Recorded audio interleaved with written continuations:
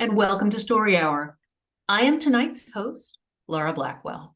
My co-host, the marvelous Daniel Marcus, started Story Hour almost 5 years ago, which is a pretty long time for a reading series to be running. We're pretty proud. And one of the reasons we're proud is because we're here every week with some really fantastic authors. Tonight, we have Corey Farrenkopf and in her Story Hour debut, Penelope Flynn.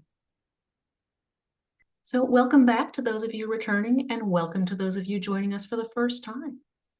If you're here on Zoom, feel free to chime in on the text chat. And if you're on Facebook, feel free to chime in on the text chat. Just don't be mad that nobody else is there chiming in at the moment. Just be patient, okay? Let's catch up to it. So, that's the basics. Tonight is a horror night. So we're going to be starting with, we're going to have some writers reading some somewhat spooky stuff. And our first reader tonight is Penelope Flynn. Penelope Flynn creates mixed genre, adult targeted speculative fiction and illustrations featuring elements of horror, science fiction, fantasy, and erotica, which we're not going to get tonight, but you know. A member of the Horror Writers Association, she has published 2 novels in her dark and sexy paranormal series, The Chronicles of Renfields, and edited 2 editions of the Blurred Erotica anthology, as well as having short stories published in various anthologies in the areas of science fiction, fantasy, horror, erotica, and various combinations of those subgenres. She also moderates Discussions from the Otherhood, a weekly podcast that examines various media from the perspective of late baby boomer and Gen X blurreds, which means Black nerds if you didn't know that, and heads Prolific Hybrid Multimedia LLC. She has appeared at several cons, including World Fantasy Con, Multiverse Con, Blacktasticon, and WorldCon. Her works can be found at penelopeflynn.com, and you can connect to her social media contacts at Linktree Penelope Flynn, and you can also show your support for her work at patreon.com Penelope_Flynn. Penelope, welcome. We're so happy to have you here. Thank you for the invitation. It is our pleasure. We are delighted to have you here. Great. And now that we do have you here, I have to ask, what content warnings do we need to steel ourselves for? Right, I guess with regard to this particular story called Of Friends and Phantoms, there are relationship themes, mental illness, paranormal, betrayal, injury, blood, and death. So there's going to be some blood in it, injuries in this. So if you have an issue regarding blood and injuries, be warned. They're in here. This sounds great. Will you read us the story? All right, let's go. Thank you.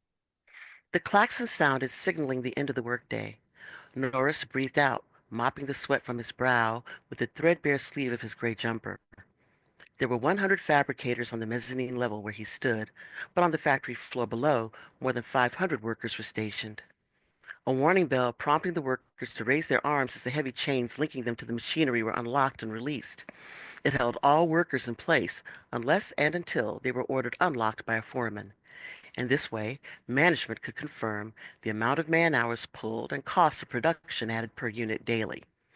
The all-clear bell alerted the workers that they could leave their positions. Norris then joined the river of feet that snaked toward the locker rooms and then out onto the street. Regardless as to who left the building first, he and Shair would always meet inside the gate and walk together back to their pod. It was the beginning of the week's end. Most showered and changed into their colorful after-hours clothes at the facility, then immediately headed for the nearby bars and clubs that grew fat from the credits the workers spent to numb themselves until the next workday.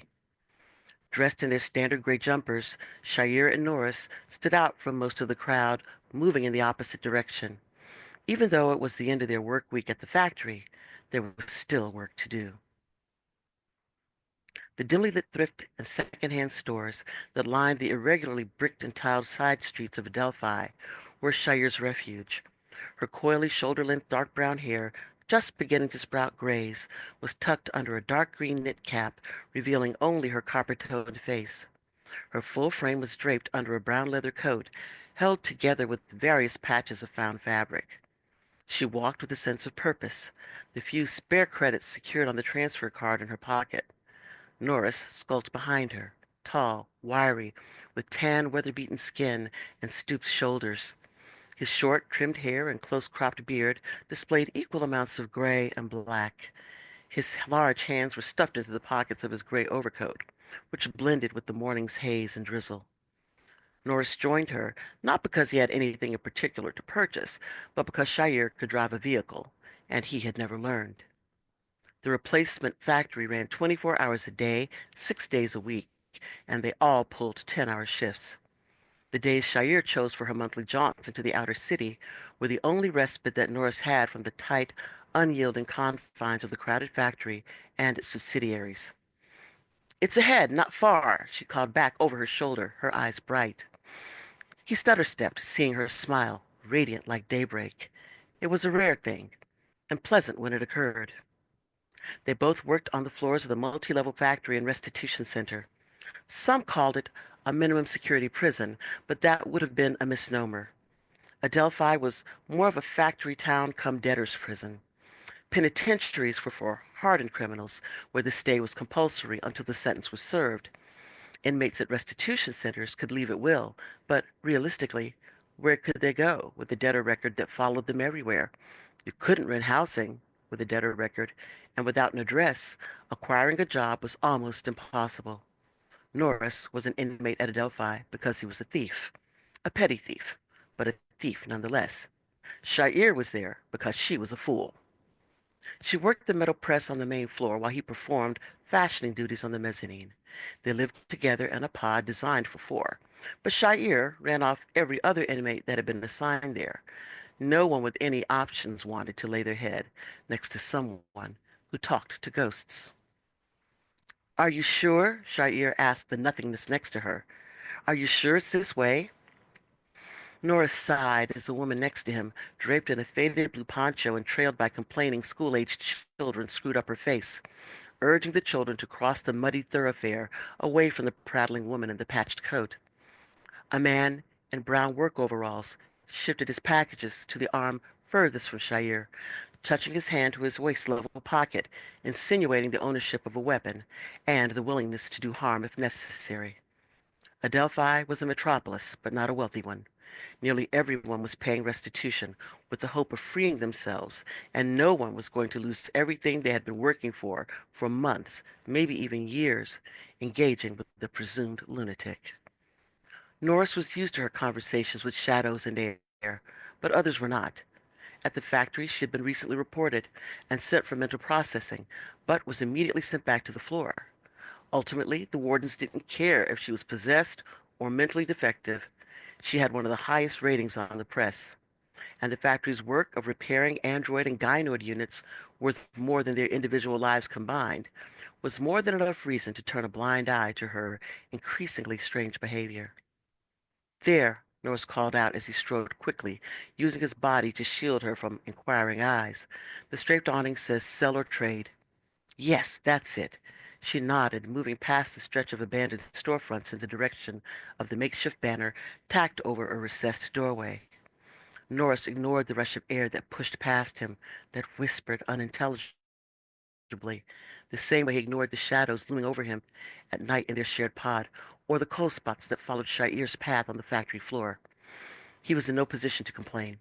He was a thief, and even a lunatic was more welcomed, less despised in Adelphi than a thief. He followed behind Shire as she engaged the shop owner, then turned his attention to the curios that lined the floors and shelves of the tightly packed shop. His fingers itched as he viewed the various offerings. This would have been a perfect place to ply his trade. Dark lighting, distracted shop owner. He made certain to keep his hands stuffed deep in his pockets, a means to stave off temptation.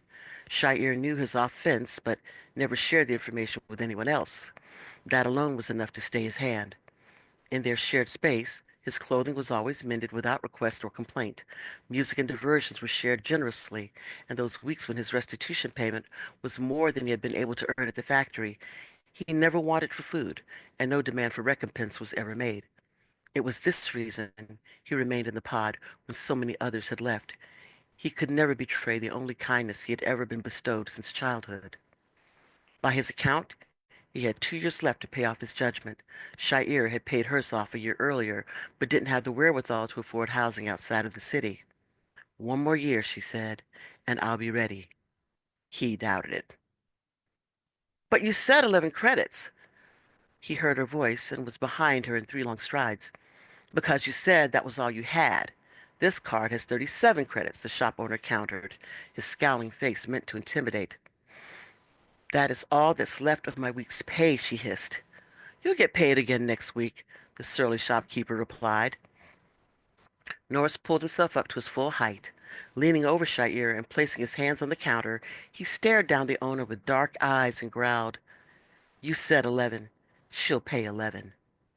The owner, a gangly, furtive man, frowned, but in Adelphi it was anyone's guess as to whether a patron carried a weapon or how willing they were to use it. The shop owner probably figured that Shair came without, but wasn't as sure about Norris. So the red and blue card with the factory's logo, minus 11 credits, plus the bag on the counter, were pushed toward Shair. Instead of thanking Norris for his intercession, she turned to her left and said, "I told you," to the empty space beside her. Then she retrieved her belongings and headed toward the door. Norris followed behind, ignoring the stares and whispers. Shair chattered to herself, or whoever, as she left the store. But as he crossed the threshold in tow, he felt a shove to the center of his back, then a tangle around his ankles, sending him tumbling onto the muddy side street. His podmate didn't seem to notice, as she continued walking deep in conversation. He cursed loudly, slamming his hand against the doorway of the abandoned machinist shop, and cradled his head in his hands. He couldn't kid himself. She was getting worse. At first, she would carry on her discussions with her unseen guest in private. Now she spoke openly in public places, not caring what the outcome would be for her or for him. He would go insane if he had to live another 2 years with Shair's increasingly bizarre antics. But with his record, he could see no way to live otherwise. Begging on the street might get him food, but no closer to restitution and rebuilding his life. A gust of wind blew down the side street, stirring discarded food cartons, flyers, and cans. Across from him, in the shadow of the abandoned saddle and tack shop, a flicker of red, then gold, caught his eye. On his knees, he crawled to the edge of the rotted doorframe and pulled at the exposed metallic implement. The wind teased again as his breath caught in his throat. Snapping his head around sharply to assure that no one else had noticed, he dusted off the item and slipped it into his pocket. The road, muddy on the way to Adelphi City, was even more treacherous on their return. The vehicle was small and open to the elements, the only size they could afford, but well constructed to navigate the terrain. There were no installed creature comforts, but the two of them were undeterred. Between found items and ingenuity, they crafted padded seat covers and a snug enclosure to keep out wind and weather. Once the vehicle was well established on the 40-mile straightaway to the center, they set the vehicle to its pre-programmed route, pulled out their prepared meals, and began to eat. "You're rather quiet," Shair said after several minutes, wrapping up the uneaten remains of her meal. Norris didn't reply right away.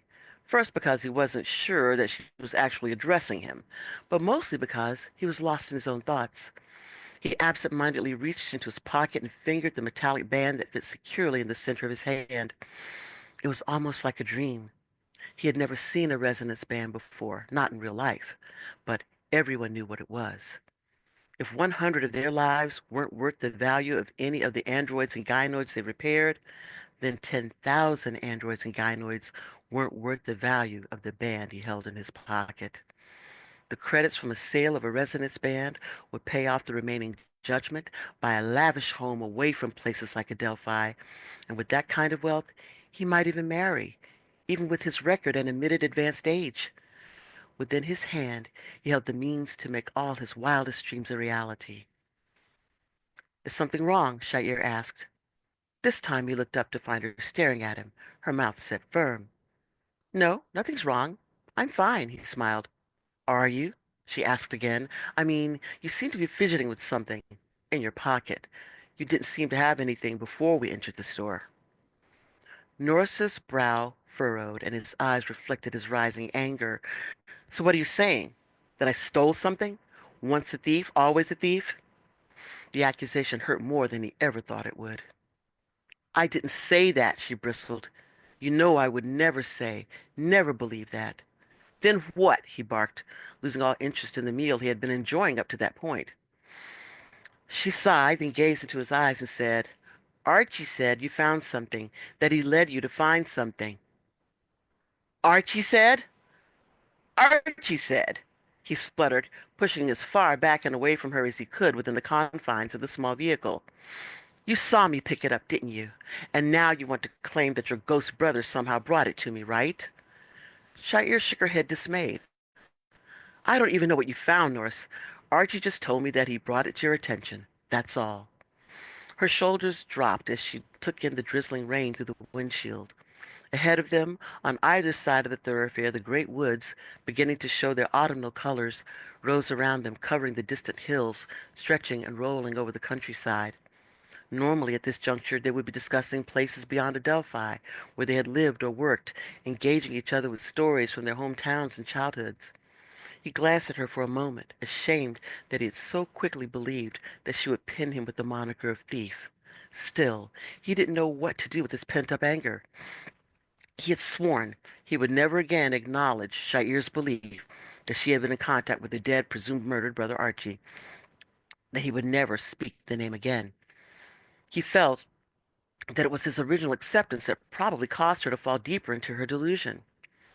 When he was first assigned to the pod and began foraging for odds and ends to sell or refashion into useful things, she enlisted his assistance in grabbing items for her own projects. Once, when he wondered out loud how it was that she came upon so many useful objects in places they had never even visited before, she grinned, I have help, and then ultimately disclosed that her assistance came from her brother Archie, the brother whose picture was set out on her nightstand, the one for whom she had taken on a high-interest loan, the one who, once he had the funds in hand, disappeared without making any of the promised repayment, and who, not long thereafter, was found dead. The funds were never recovered, and the debt, equal to a sister's love, found Shair imprisoned at the restitution center at Adelphi for 5 years.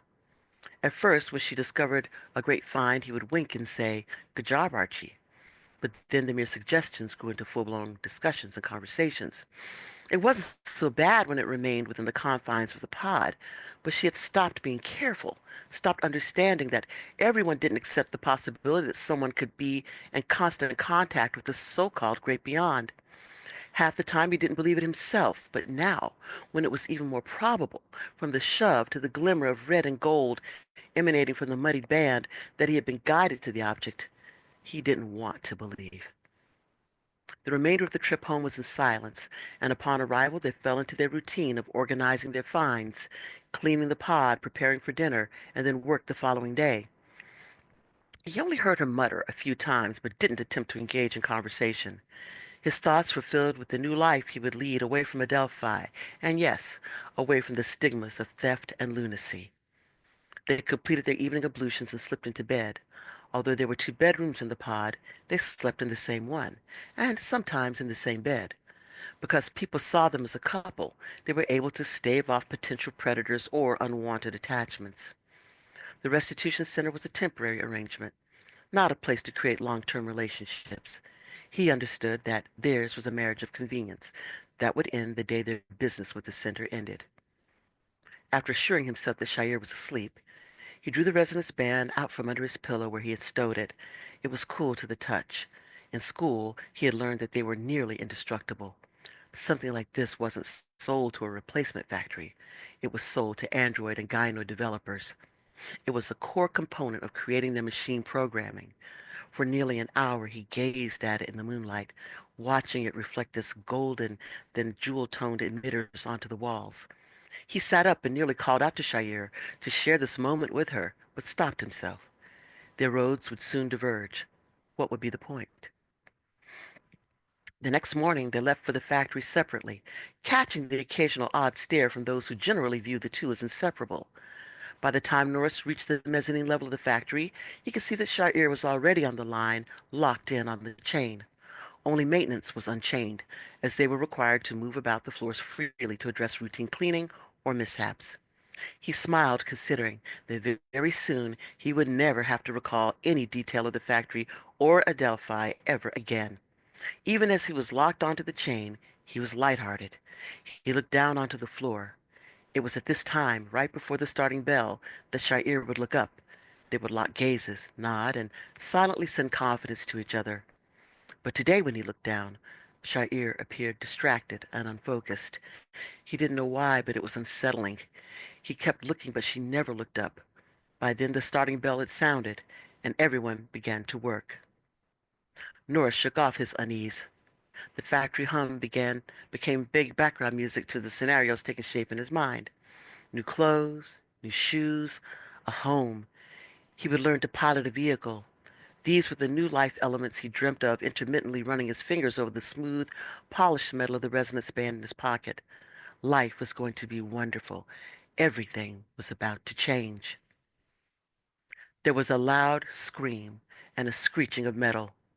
Below, on the floor, one of the lever components of the major press had malfunctioned and swung free, and the stationary chain that held the line workers in place was knocked from its housing and being pulled forward by the main cog into the clamps.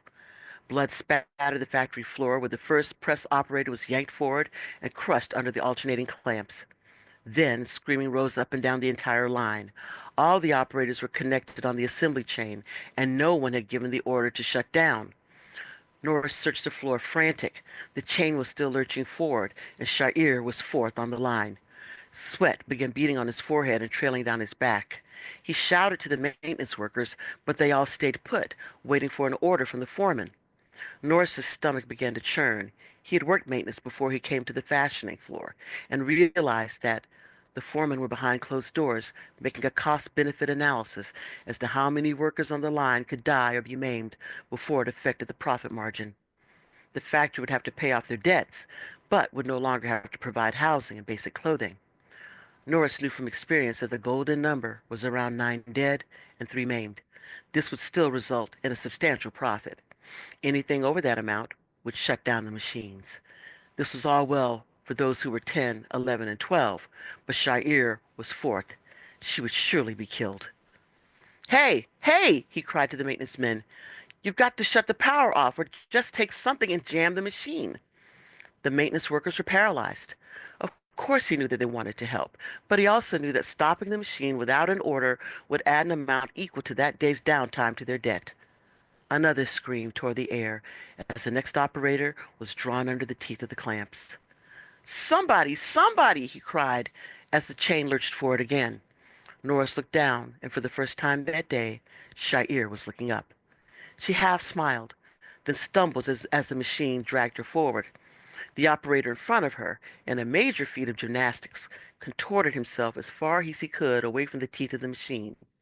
It almost worked. The machine came down hard on his leg, tearing it off below the knee. The operator's attempt was not lost on Sha'ir. He knew she was trying to decide what part of her body to give up in order to survive. She was right-handed, so a left arm, a leg maybe. Her Herculean efforts to gain enough slack to untwist the chain was minimized by the weight and buckling of the bodies in front of her, coupled with the strain of the operators behind her, pulling the chain taut for dear life. The chain lurched forward, pulling her under the teeth of the press.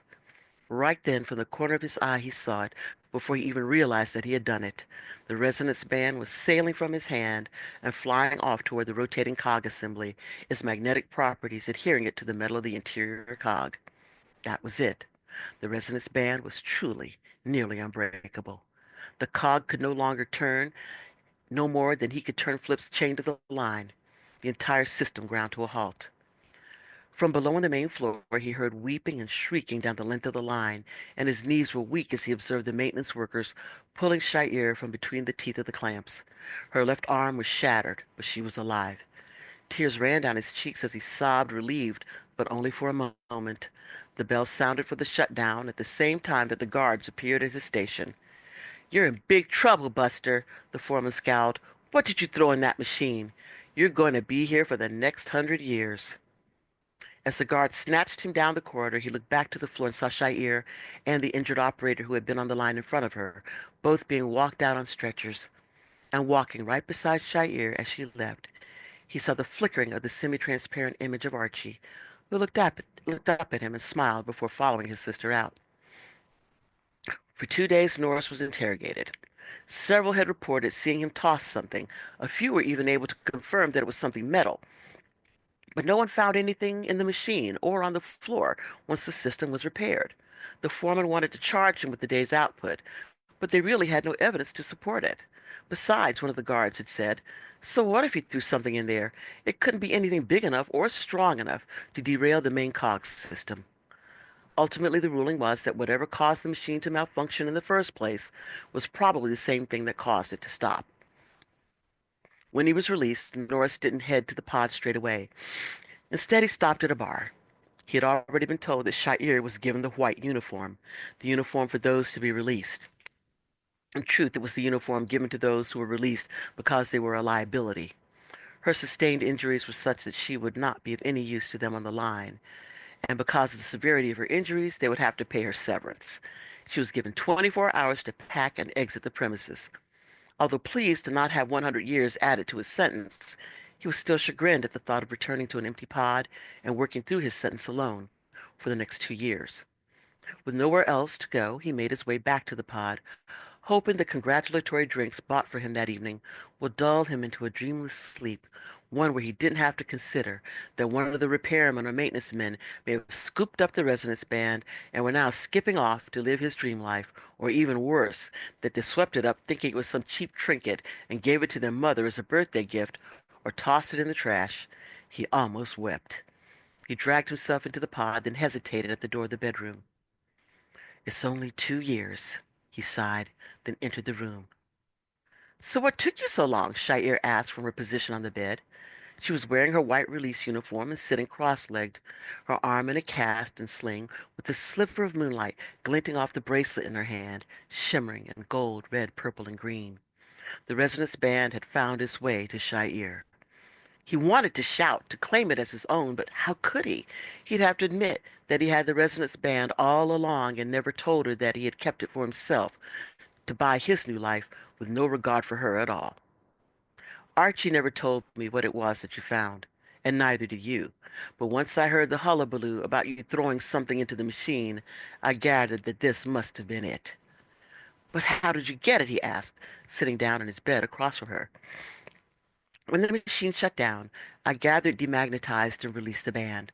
Apparently, it dropped down and rolled right up to my stretcher. And I'm sure Archie had nothing to do with that, he smirked.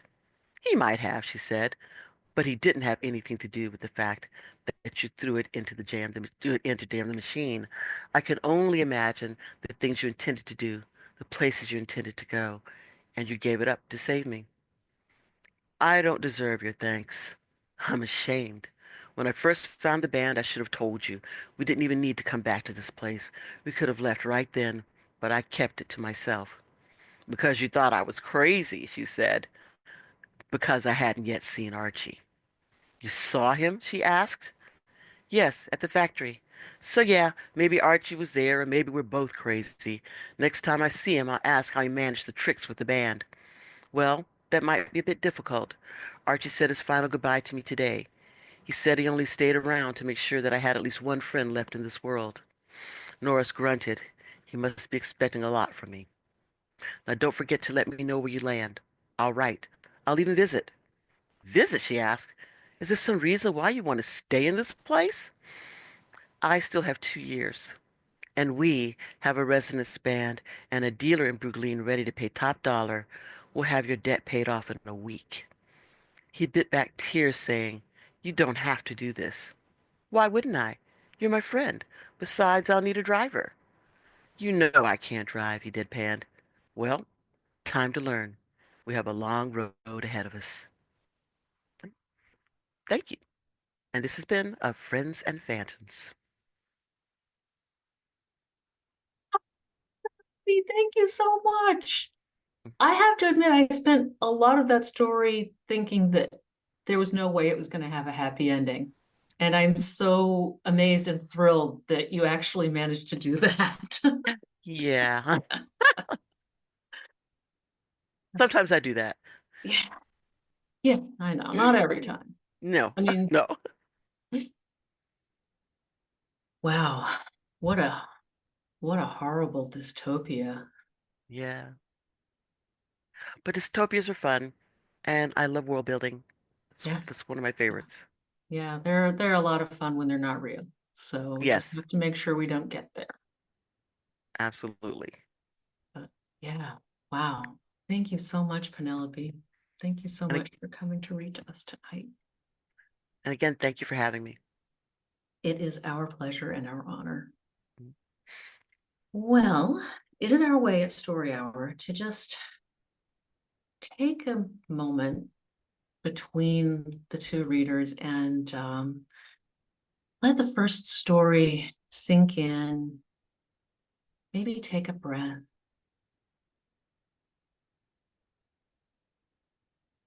and ready ourselves for a new story. Everybody, that was Penelope Flynn. And our next reader tonight is Corey Farrenkopf. Corey Farrenkopf lives on Cape Cod and works as a librarian. His work has been published in Electric Literature, Strange Horizons, Nightmare, The Deadlands, Weird Horror Magazine, Three-Lobed Burning Eye, Bourbon Pen, and elsewhere. His debut novel, Living in Cemeteries, was released from Journal Stone in April of 2024. His eco-horror collection, Haunted Ecologies, will be published by them in February of 2025. Now, Corey, is that still scheduled as a romantic Valentine's Day release? That's what I'm being told. So Yes, yes. long. It doesn't sound Oh, at all romantic, but gosh, that's just 2 days from now. So I understand we're getting a little preview. Nice. All right. Well, I'm going to go on with the rest of his bio, but I just had to be sure about that. He is the fiction editor for the Cape Cod Poetry Review. To learn more, follow him on Blue Sky at Corey Farrenkopf or on the web at coreyfarrenkopf.com. Corey, welcome back to Story Hour. thanks for having me, Laura and Daniel. I really appreciate it. Um, Super pumped because this is like 2 days before my short story collection comes out. So I'm like, this is like my little book tour, you know? Um, Yay! yeah, Happy so to I'm be gonna part read. of it. Thank you. Thank you. Yeah. I'm gonna read two stories. One of them is kind of short and the other one's a piece of flash. I'm always like, oh, I'll find a story that's 20 minutes or 25 minutes long, and they are never long enough, so I always do two for you guys. So yeah. The first one I'm gonna do is called so these are both in my eco horror collection, Haunted Ecologies. It comes up in Journal Stone. Pre-orders are up and all that kind of stuff. But yeah. So the first one is called where it is. The Man of Reeds and Seaweed. The content warnings for both the stories are there's a little bit of blood and a little tiny bit of gore in them. There's a brief mention of addiction in it. There's like ecological collapse kind of hinted at in a few of them and like habitat loss. So like if you love animals and like nature, they might not be great for you, but that's hopefully the point. So the first one's called The Man of Reeds and Seaweed. The man of reeds and seaweed attempted to blend with the invasive Phragmites growing beneath the bridge, his gangly arms draped into the water, bulbous head tucked between backwards jointed knees. The Phragmites resembled cattails, something like an aquatic wheat field brushed by the current. His coloration was off. The vines and ferns sprouting from his body were a dull, burnt brown, where they needed to be pale. He failed to adapt to new flora, sticking out like a vibrant illustration in a black and white world. Fred hated pointing him out to tours. Camouflage was camouflage for a reason, but it was what the people wanted, what paid the bills at the bird sanctuary. They couldn't afford to lose donations with the most recent land grab underway. 150 acres of brackish wetland would be on the market at the end of the month, and their fundraising goals were abysmal. "What does the Marshman eat?" a young boy asked from the back of the group, binoculars pressed to his eyes. There were 12 people huddled close to the nature trail, all carrying birdwatching equipment. Some wore wide-brimmed hats, others smelled of sunscreen. They'd passed a glossy informational plaque minutes before. All the basic biological information on Reeds, as he was affectionately known, was spelled out in simple terms. But the boy must have missed it or was too young to read about the species thousands of years in the same marsh, or their once prominent role as an apex predator. A little meat, a little vegetation. He's omnivorous. Usually we see him catching fish, pulling reed grass from the riverbank, Fred replied. Why is he so skinny? The boy asked. There aren't as many fish in the river as there once was, and the Phragmites pushed all the reed grass out. Phragmites just don't taste as good. There's too much fiber. The crowd laughed at Fred's joke, even as the words soured in his throat. He hated making light of Reed's predicament, but humor brought in more money than the dour reality of diminishing habitat. No one wanted to hear about apex predators reduced to skeletal remains, all the wolves and bears and cougars, their trails to their trail to the end nearly identical, only the time and place varied. He's a protected species, right? The boy's mother asked. Well, yes, technically he's functionally extinct, but you never know, Fred said. The boy lowered his binoculars. So he's going to. Like I said, you never know, Fred replied. Did you see the trail cam footage? Beth, Fred's supervisor, asked the next day as they punched their time cards. The Central Education Building was 2 miles downstream from where they'd seen Reed's on the last tour. It was a modern, glass-walled structure composed of classrooms, office space, rehab tanks, and lecture halls. I didn't. Why? Fred asked. Is he eating the turtles again? The turtles in question were diamondback terrapins, an endangered species with a glimmer of hope at a comeback. No, it's not that, she replied. He was up here, walking around the building, knocking on the windows, trying doorknobs. That doesn't sound like him. No, it doesn't, and it's a little concerning, Beth said. Should we cancel the tours? Fred asked. Oh, God, no. We can't afford to lose the revenue, she said. Fred knew that. He had 3 tours scheduled for the day and a potential fourth if enough calls came in. With the neighboring land getting bought up, more and more people were taking their last chance to see Reeds. Word had gotten out that if the land was developed, there wasn't much chance for survival. But what if Fred began. Keep your distance. They have binoculars for a reason, Beth replied. A belted kingfisher peered into shallow water, searching for minnows. A pair of white ibis panned about the reeds. An osprey nest sang with a squall of fledglings above the walking path. Fred pointed to each as they passed, noting identification details, behaviors common to the species. He prayed it would be mostly birds that morning, that Reeds had tucked away somewhere, maybe eating his first decent meal in months. Two 20-somethings at the back of the tour wore matching Reed's t-shirts, the marshman's face done in tie-dye. He knew there wasn't much of a chance at avoiding the subject. He'd spotted Reed's tracks earlier, leading down to the muddy banks of the river, away from the education center. He hadn't pointed them out. It was important to avoid false hopes. They didn't see Reeds every day. Sometimes he slept in his nest that they had never been able to locate. Sometimes he managed to find a stand of native plants he could actually blend with. Sometimes he was passed out asleep in the middle of the path. Fred never knew what they were going to get.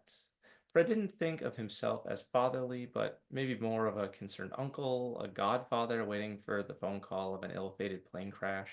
He loved the creature from a distance. Like he said the day before, Reeds was omnivorous. For a while, he'd left food out, deli meat and watercress salad, until Beth caught him and said he had to stop. It was one of the tenets of conservation, not introducing another unsustainable means of survival. Fred wouldn't always be there to share a sandwich and some sushi, so it was better for Reeds to not get accustomed. Since then, Fred had been thinking of other, less noticeable ways to help, but he'd been drawing a blank. Is that the Marshman? One of the two t-shirt clad enthusiasts shouted, drawing Fred from daydreams. He squinted, covering his eyes from the sun. There was no doubting it. Reed hunched by a small pool on the side of the river where the current was weak. A number of turtles swam around him, the silver scales of fish sparkling about his ankles. His own vegetation drifted into the water, casting shadows across the surface. Fred couldn't tell what he was eating, but Reeds had his hands by his mouth, the faint sound of chewing reaching them. Yep, that's the man of reeds and seaweed. Now, if we're real quiet and keep our distance, we'll be able to observe him for a bit before we move on, Fred said. Move on, one of the enthusiasts said. Why don't we just camp out here all day? You're kidding yourself if you think any of us came for the birds.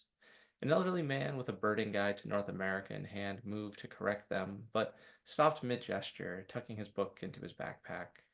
Well, we can stay for a while, but not too long. We don't want to disturb him more than necessary, Fred said. Whatever you say, man, the 20-something replied. Reeds continued to eat, with the fish surfacing around him, fighting the current's pull, nipping at scraps of food dropped into the water. It almost looked like Reeds was feeding them, his own open borders aquarium. The group watched in silence, binoculars raised, some jotting lines in notebooks or doing quick sketches of the creature. Whispers circulated in pods, some thrilled at the noises, others were moved to tears. Then someone gasped, "What's he eating?" Fred hadn't focused on the meal itself, just the muscular figure hunched in the shallows. He brought his own binoculars up, training them on what Reeds held. Fred gagged, bile climbing his throat. It was a human arm, wrist to shoulder, pale and decayed. "Is that a young girl began to ask. Her question was cut off by Reed turning, black eyes narrowing in their direction, almost waving the arm in a twisted gesture of welcome. The little girl and half of the group screamed in unison before running down the path they'd just taken. Fred had to grab both the enthusiasts by their shoulders to force them to follow. They were too busy snapping photos, eyes wide, some dream fulfillment flashing before them. Fred couldn't let them linger. He didn't know what Reeds would do, especially with the meal interrupted and a newly discovered food source. "Run!" Fred yelled, pushing them towards the education center. They tripped over themselves, stumbled up the path, casting glances over their shoulders in an attempt to see if the marshman was going to follow, if he was still hungry. "I'll write up the report," Beth said, sitting across from Fred in the break room, twin microwavable burritos steaming between them. "It's traumatizing enough having to see that, let alone write about it." "Shouldn't we call someone, like the police?" Fred asked. "You know what they do to tigers in India when they start eating people, right?" Beth asked. Fred nodded. He read about the shooting of endangered big cats, the way quick concern morphed into violence in seconds.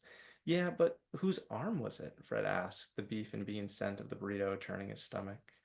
"Who knows? Could have been something washed in from the sea. You never know these days, with ships going down and all the sharks along the coast. He probably just picked it up out of the water." "So you think he'd kill someone for it?" Fred asked. "No, no way. He's pretty peaceful, more of a scavenger than anything else, right?" Beth said. "I guess," Fred replied.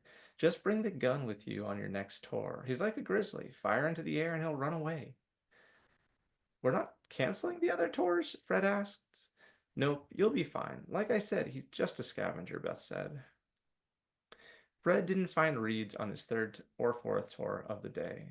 The marshman had melted back into the marsh or returned to his nest to enjoy the rest of his meal in peace. The weight of the pocketed revolver was a terrible reminder of potential, a forked reality Fred wanted nothing to do with. Each of the tour groups lamented the lack of the main attraction, but they had seen a number of herons and a bald eagle, so a portion of their discontent was alleviated. Part of Fred would be glad when all there was to see would be birds, simple and non-threatening. Part of him dreaded it. "I can wait if you'd like," Fred asked Beth as she sat in her office, computer screen laden with emails and Word documents. "No, I'm backlogged. You'd be here all night," she replied with a smile. "I'm taking a half day tomorrow, so don't feel bad." "Are you sure?" Fred asked. 100%. I'll grab some takeout and wine on the way home as a treat. It'll all balance out."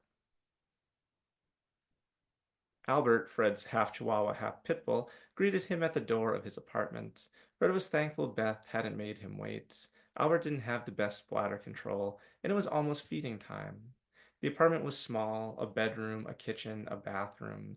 He tried to fill it with as many terrariums as he could, recreating habitats he saw throughout his day or ones he glimpsed in nature documentaries.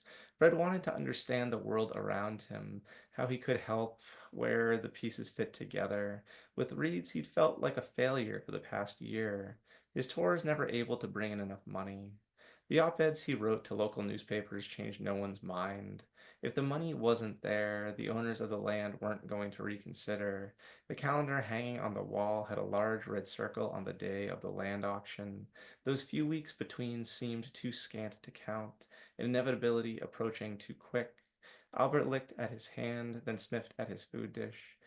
Don't worry, I didn't forget, Fred said, retrieving the bag of kibble from the cabinet. We all need to eat sometimes. Fred was early for work the next morning. The legs jutting from beneath the bushes that greeted him wore black heels. Torn stockings disappeared into the undergrowth. Fred traced a line of blood leading from the path between the education center and the parking lot. His heart quickened. A viscous lump pooled in his throat. He walked towards the shrubbery, leaning forward before the crack and snap of branches tore his attention away. In the distance, a shape plowed through the forest. Fred's eyes shifted from the body to the front door, fight or flight flickering in his veins. The body was still. There wasn't anything he could do, so he sprinted to the front door, hurrying with his keycard, palms sweaty as the knob finally turned. The air-conditioned breath of the center surrounded him, the filtered scent, the splash of rehab pools drifting from deep inside the building. In the distance, the crash of tree limbs grew louder. The entire building wasn't much more than one continuous window bisected by steel girders. It felt as if he were still in the woods, leaves pressing against his face. Fred watched reeds approach, indifferent to what lay in his path, tearing pine and oak limbs, uprooting small saplings.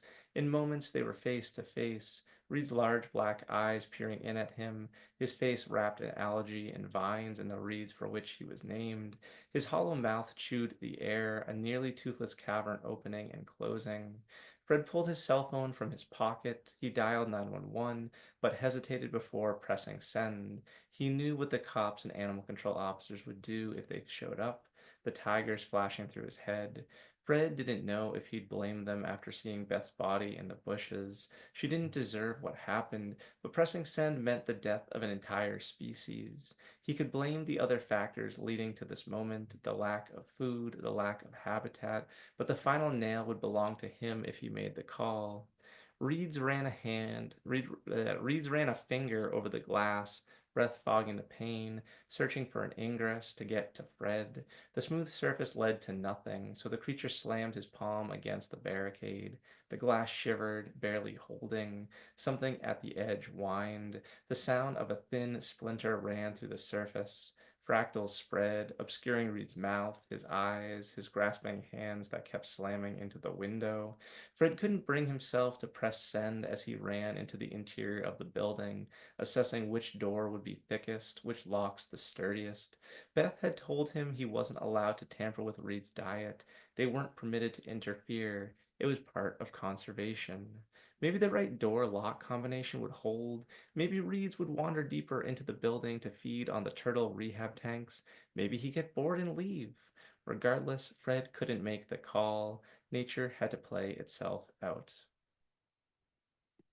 So that's the first one.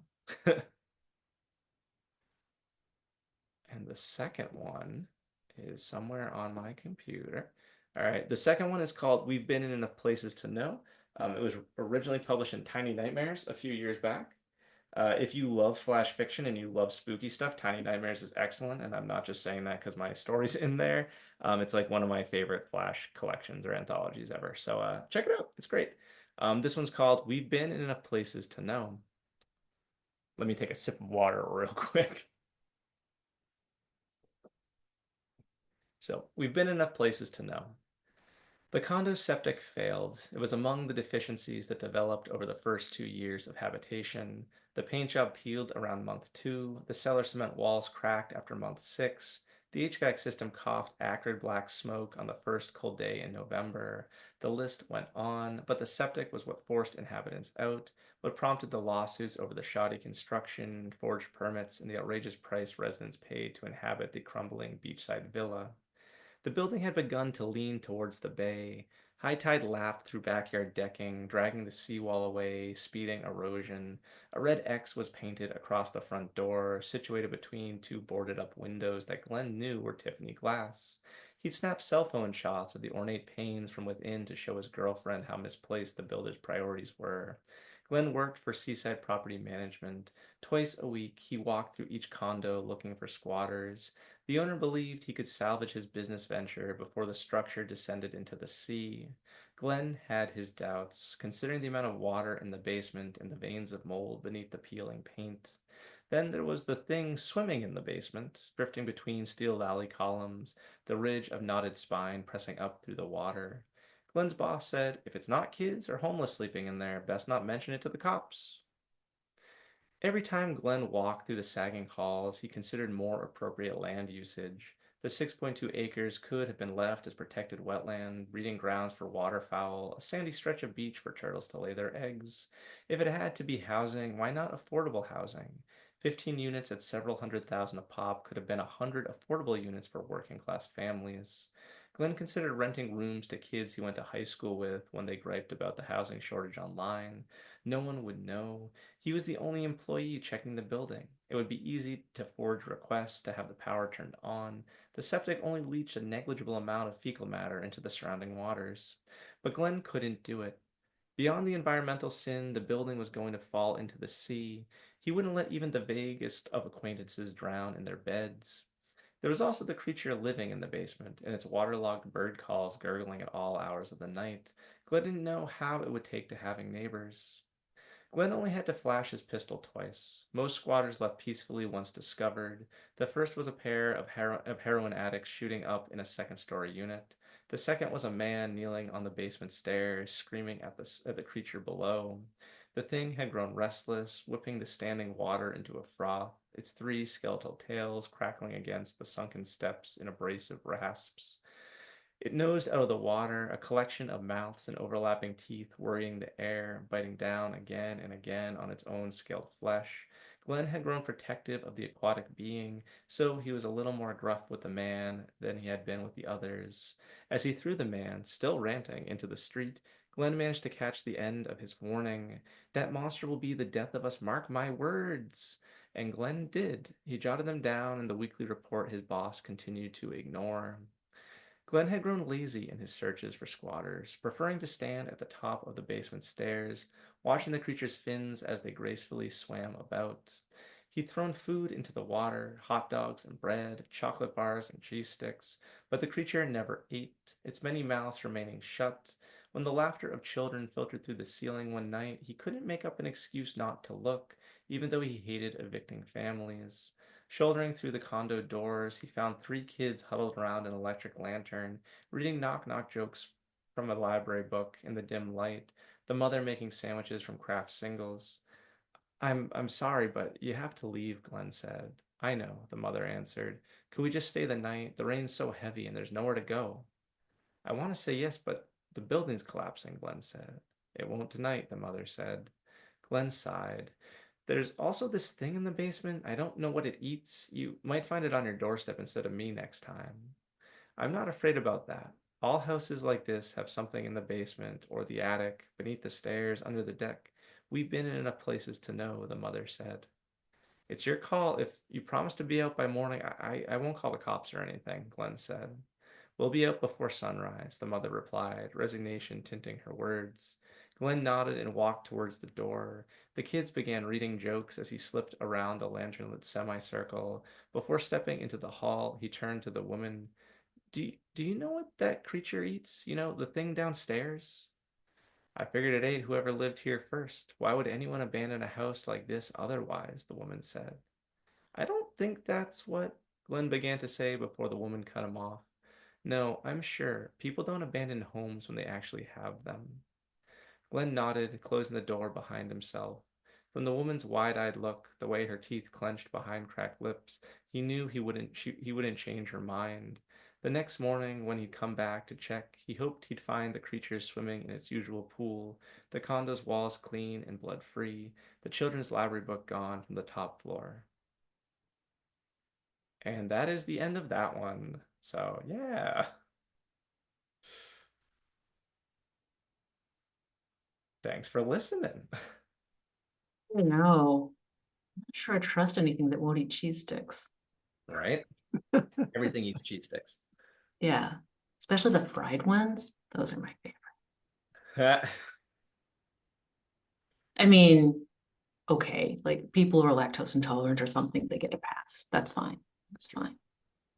They probably have dairy-free cheese sticks at this point in time. They do, actually. I don't know if they're any good, but they do. Wow. Daniel. Yeah, seriously. Such different horror. The horror that's all too real, They've just done in it the again, future. our authors. The horror that might already be real somewhere on Cape Cod. Gotta stay out of the swamps. I did not know there were swamps on Cape Cod. I've never been. It's mostly, I mean, it's swamps and marshes. Marshes is mostly what we have, but Right. there's swamps. You got some cedar swamps and stuff. Yeah, see, you know, I don't even know the difference between a swamp and a marsh. That's how much of a rube I am. I don't even know if I could tell you. I think marshes are more saltwater and swamps are either more brackish or more freshwater. I think that's Where it. does bog fall in? A Ooh, bog is like a swamp, whereas Okay. a Um, marsh is more of a coastal phenomenon, but a swamp can be anywhere. but See, I'm bogs, from South Florida, so we know swamps. Indeed. oh, okay. I think bogs have their own ecosystem, like some special things, right? Like the peat bogs, right? Hmm. and So I don't know. I'm gonna have to go look all this up. Yeah. You know, we come here just expecting to be entertained, and we get so much more than that. And we don't want to get bogged down, you know. We don't. It's Yeah. true. Yeah, It's okay. true. Okay, so I'm Rim gonna stop shot. making Hmm. speeches then. Okay. What was a phenomenal evening. Indeed. And Thanks, folks. yes, we're here every Wednesday. Story Hour is here. And next week, our readers are Jenna Hanchy and Leslie Watt. I do recommend checking storyhour2020.com the day of the reading, just in case of any changes. Happens now and then. Like tonight, we were supposed to have Sam Rebeline, but you know, he's somehow like double booked himself because he just had a book come out yesterday. Whoa. Yeah, you know, people with their new books. We're all very excited about yours coming out on Friday, Corey and Thanks. Penelope. You've Great. got the Patreon, so we Yes. can all keep up on Yes, check in. it. Check in. So storyhour2020.com also has a calendar, so you can see who's going to be reading soon. And there are also links so you can go and watch the recordings of all the story hours you've missed over these last 5 years. Watch your favorites a few more times. We'll never know how many times you watched this. So, Penelope Flynn, Corey Farrenkopf, thank you so much for sharing your stories with us tonight. Thank you. Thanks for having me. Great to have you both. And thank you to Daniel Marcus, without whom Story Hour would not be a thing. Thank you, Daniel. And thank you, our audience. Thank you, those of you who are here in the Zoom now, those of you who are watching on Facebook, and those of you who watch at some point in the future. Because no matter when you're actually watching, as long as you watch these stories, we're all in the same story now. Thank you. Good night. Good night. Have a good one.